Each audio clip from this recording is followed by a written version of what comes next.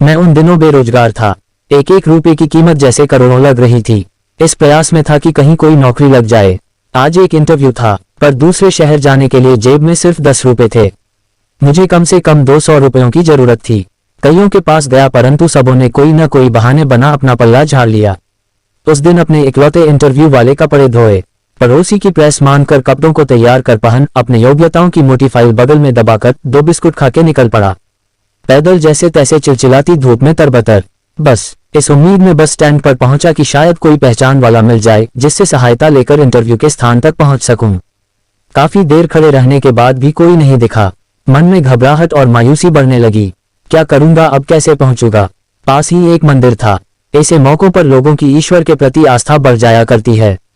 मैं भी मंदिर जा पहुंचा। दर्शन कर सीढ़ियों पर बैठा था।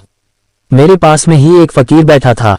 उसके कटोरे में मेरी जेब और बैंक अकाउंट से भी ज्यादा पैसे पड़े थे। मेरी नजरें और हालात समझ के बोला, कुछ मदद चाहिए क्या? मैं बनावटी मुस्कुराहट के साथ बोला, आप क्या मदद करोगे? चाहो तो मेरे पूरे पैसे रख लो। वो मुस्कुराता बोला। मैं चौंक गया। उसे कैसे पता मेरी जरूरत? मैंने कहा, क्यों, शायद आपको जरूरत है। वो गंभीरता से बोला, हाँ है तो, पर तुम्हारा क्या, तुम तो दिन भर मान के कमाते हो। मैंने उसका पक्ष रखते हुए कहा। वो हंसता हुआ बोला, मैं नहीं मानता साहब, लोग डाल जाते हैं मेरे कटोरे में पुण्य कमाने के लिए। मैं तो फकीर हूँ, मुझे इनका कोई मोह नहीं।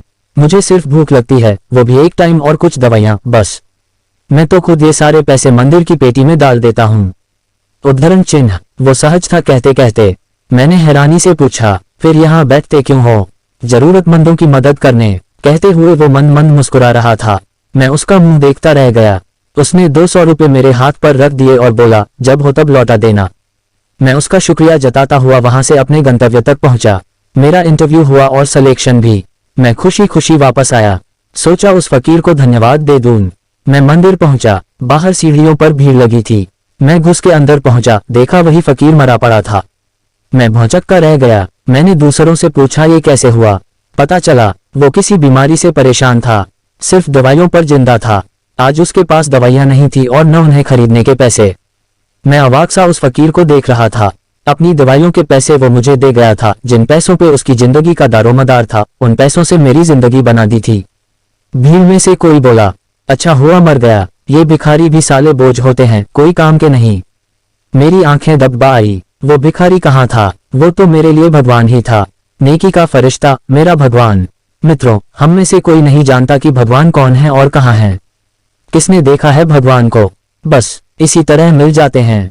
कहानी अच्छी लगी हो तो एक लाइक अवश्य कर दें, और यदि चैनल पर पहली बार हैं तो प्लीज इसे सब्सक्राइब जरूर कर दें। आपका बहुत बहुत धन्यवाद।